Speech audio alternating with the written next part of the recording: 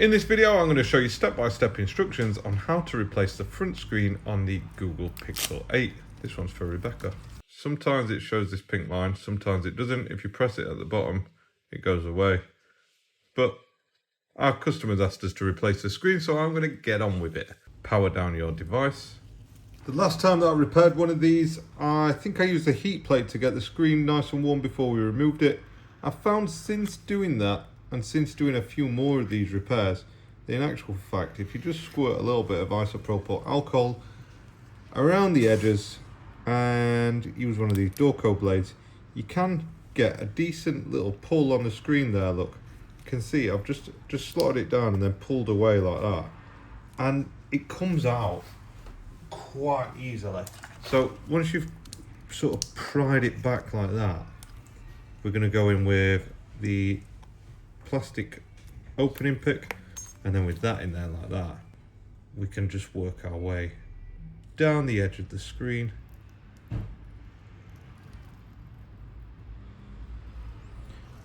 back on ourselves up to the top, and then I'm going to go along the top here. You might just find that you have to sort of pry it a bit, but eventually you're going to get to this side and you just continue running down. And I mean, it just saves a little bit of time not heating it up, not messing around. I imagine that line has just become permanent now, but I'm going to turn it back on just so I can show you that even if, for example, you're replacing a battery, you're not even going to damage the screen like this. That the lining problem is going to stop now. Look, now that I've fixed it.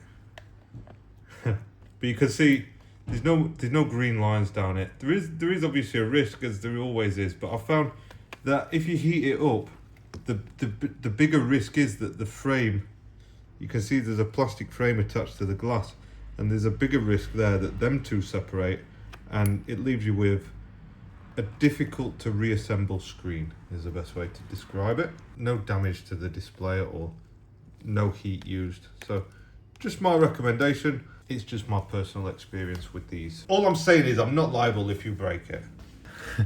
Right, now that we've got it open, I'm just holding the back of the screen up like that. What you should actually do is get something like a iDoctor mug and prop the screen up against it like that, and then you've released both hands. These are a awkward little springy type thing, but you can get them off like that. Lift it up, slide it out. It's got a little thing where it slots in there. Look, just take it out. What you probably have to do is sort of bend this back into shape a little bit. Put it bent back into shape.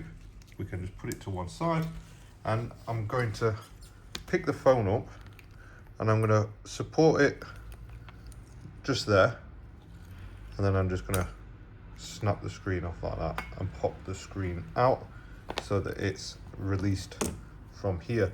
To be honest, with something like this, from a business point of view, we'll put this to one side and keep it for data recovery work. So I'll just put it in a little baggie and I'll make a little note, and I'll just say, it'll say Pixel 8 data recovery screen. And occasionally you'll get customers come in and they want data from their phone, but they don't want to pay for a screen replacement.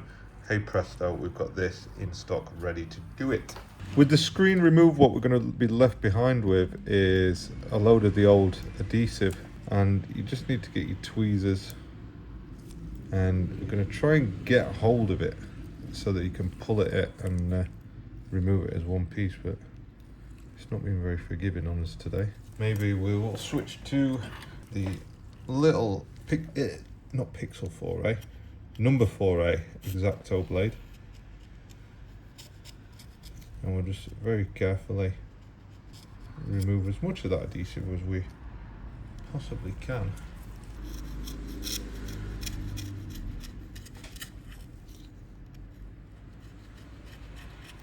It's not very nice adhesive to remove,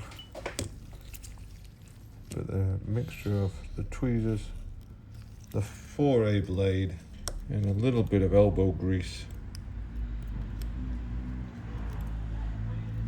means that it will eventually come away.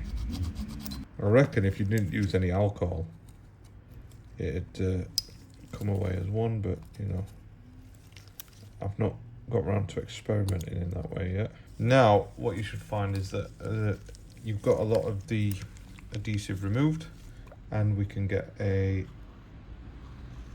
bead of isopropyl alcohol, and then I always just grab a little bit of cotton wool. I just break it off, and then I'm just going to run it down the edge, and I'm going to get right into every nook and cranny, making sure that all that adhesive's removed. If your cotton wool goes a bit manky, then just swap it for another one and just keep working your way around, making sure that the surface that the new screen is going to adhere to is absolutely 100% as clean as possible. If you don't, then the new screen is not going to stick very well. So there's consequences. Mark my words. I promise. Right. I think that we've got a good amount removed off that. I'm going to give it one more little wipe through, just because there's a little bit at the bottom here though.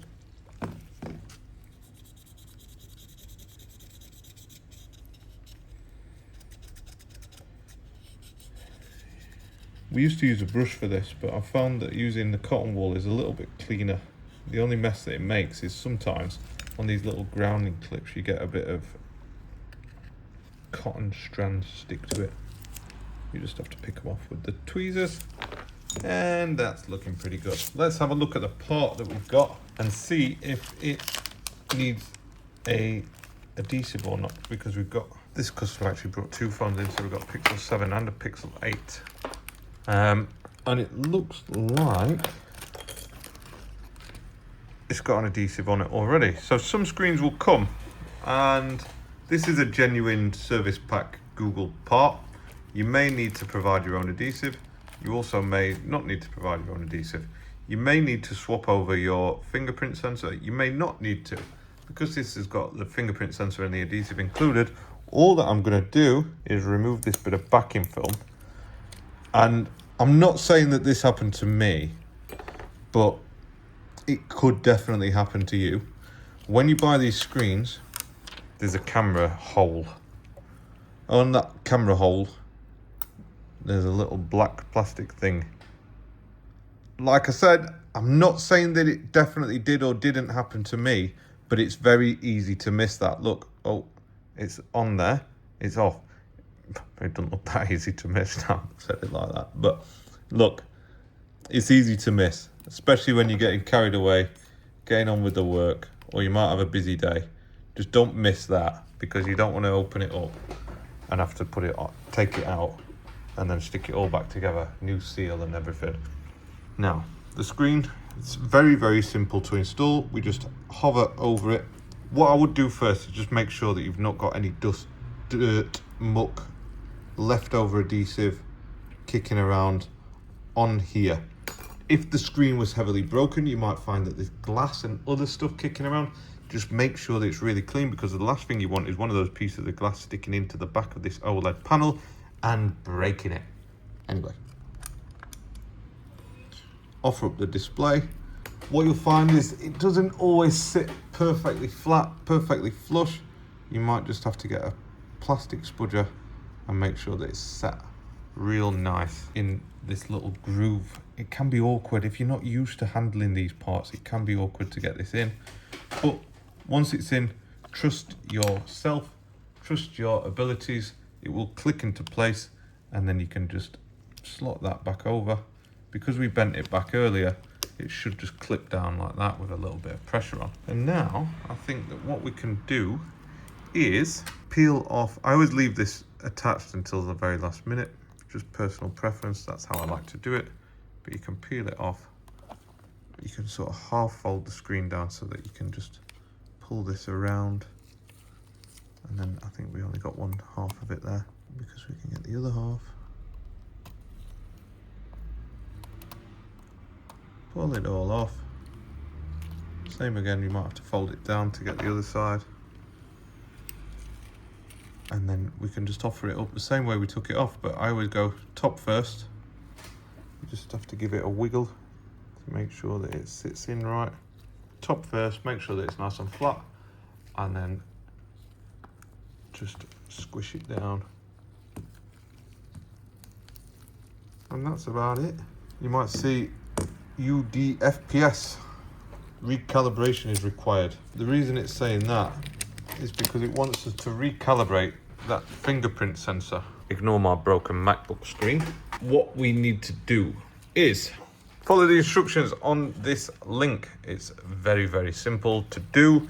Turn off your device. This one's already turned off. And then we're going to need a very good quality USB-C cable. Plug the enter fast boot mode first. Peel off this screen protector so we can see the screen. To enter fast boot mode, I think you press the down volume and power button. And it goes something like that, and it's in fast boot mode. Then we can plug it into the PC or the Mac, and then we're going to allow it. And we're going to choose connect device. It should show up here. Connect. And then we just choose install software. And it's very quick, very easy. It'll restart the device automatically. And that's it. That's how you repair the fingerprint sensor.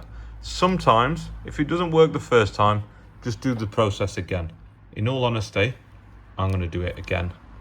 Just because, in my experience, sometimes you have to do it twice. So I'm literally just going to do it again. I'm going to refresh this page. Re-enter fast boot mode. It can actually be plugged in before you enter fast boot mode, but it just takes a minute to actually turn off. Come on, son. We just want to enter fast boot mode. Didn't look in then.